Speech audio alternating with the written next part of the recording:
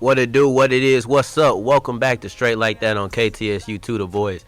I am Darian, the Mouth of the South Gray, and I have with me. And I'm Tramell Jeffers, a.k.a. the Cheesehead. But that's not it, I ain't done. I also have Nia Mitchell from the TSU women's basketball team. What's good? What's up? All right, man, so I'm gonna let you pick your first question. You can get the easiest question on my list, or you can get maybe the most tense question on my list. I'll let you pick. All right. I want you to talk about the fight against Alabama State. What happened? What was the cause? What was going on? Remember, you did it to yourself. We did, and we trying to win a game and get on by ourselves, honestly, which felt multiple ways, in which we had to pay for on and off the court. But it was just a situation going bad. It was intense, on their behalf, on our behalf. And moving forward, having the whole team back on the court and winning the SWAC is the new and, the main focus is what we back to. So, that was tough, though. I know. How you think you would have, if second the chance, how you think you would have handled that? Or not just you, because it was a team-wide thing. There was multiple suspensions held down. Like looking at the video, constantly going back and looking at the video, having it blown up, and put it in your face so many times, you just think like, dang, maybe if I would have pulled back one more time, or just grab my teammates and calm back, calm down, took another breath or something. It's so many different things that you could have done in that situation that could have prevented the whole thing. So in that time away, what did you take from that time away? You missed 2 games, and you had to watch. I know it's hard. Definitely. It was a learning experience. Like I was saying, trying to not being able to be there for your team in a time of need. Yeah, negative stuff being thrown in your face. So it was a mentally and physical thing that you have to go through. Nobody know that, and it's still like hit at sometimes because you're like, dang, like that is how people see me, and that's not really who I am or what I'm about. Is basketball in my life. I'm so full of joy and smiles and stuff like that. So to have that taken away and people looking at me differently is something that still got me going. So it's how am I gonna come back off that? So that's my main focus. Definitely. I know as well as my team. Let me ask you this. So the next time you all see them, does this make you even more excited to play against them? I'm thinking, I really believe that's our senior night. I take every game get excited for every game. So, it ain't another game, another opportunity to, put another dub on the scoreboard. So it ain't really no harm, no foul. Everybody did what they did, got their consequences. So I just look to winning. That's it. Okay.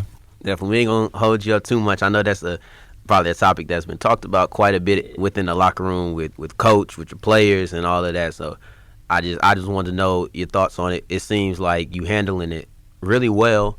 I know you had some time to think about it, had some time to rewatch it, and I understand we've all I think we've all played athletics at some point, so we know how the emotions of the game can take over and sometimes just spill. But you seen that, learn from it, and that's the important part. And now it's time to go to SWAC.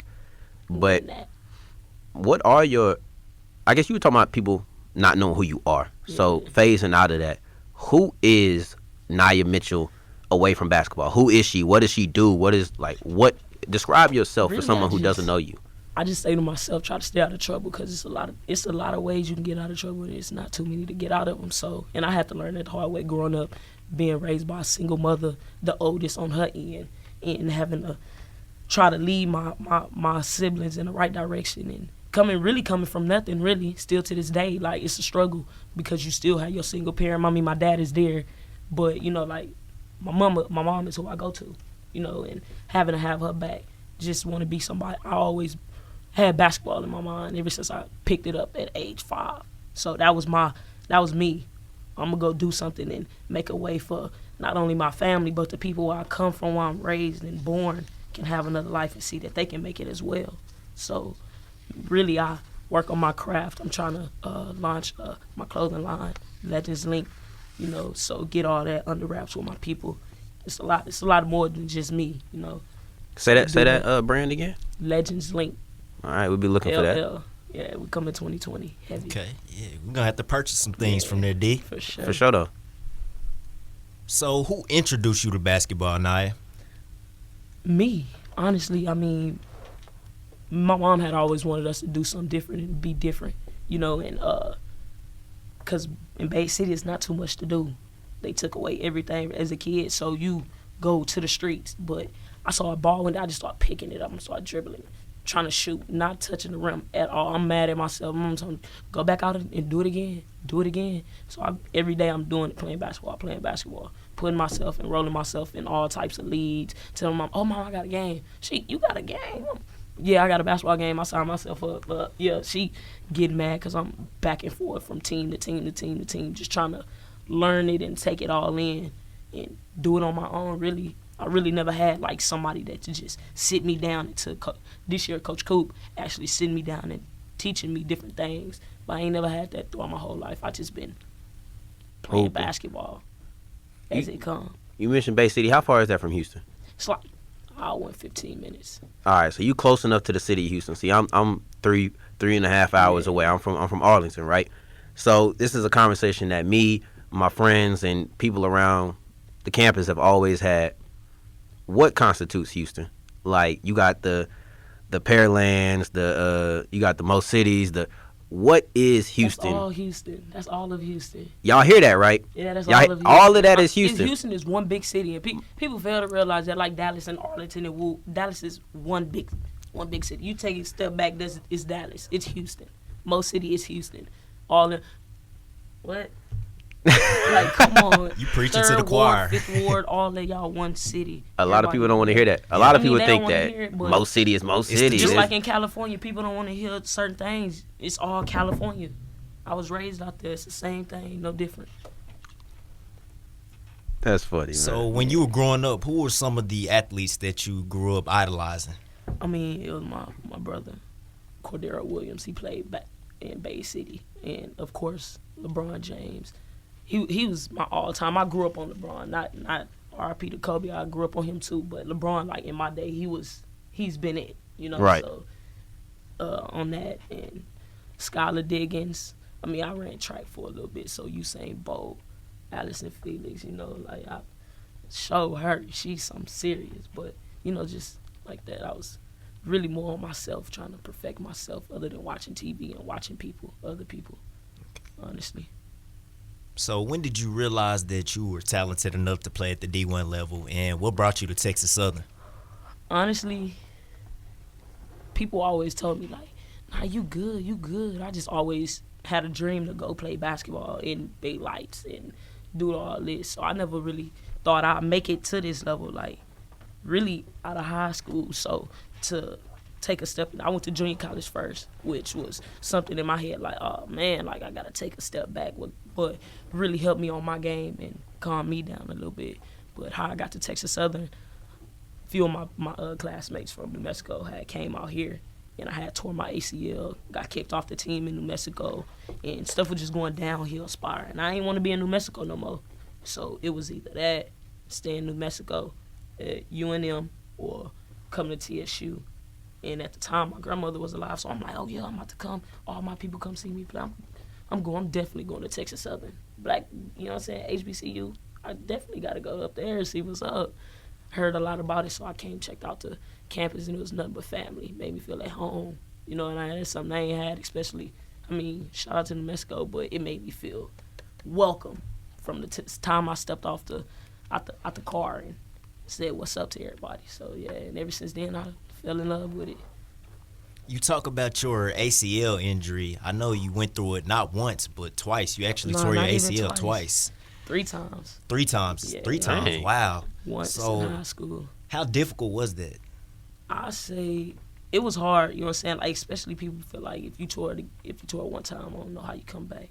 Coming back after 3 and then having like 5 surgeries because I was set back. Like, I wasn't never supposed to be playing basketball again, really, but I just gave all my grace to God, and I prayed on it and fought myself. You know what I'm saying? Like, get out the bed. You got to go do it. You got to go do it. It's hard. Like, it's a mental thing. It becomes so mental after so many times. Like, because it's like I can't bend my leg. I'm sitting in bed rest, need somebody else hand to help.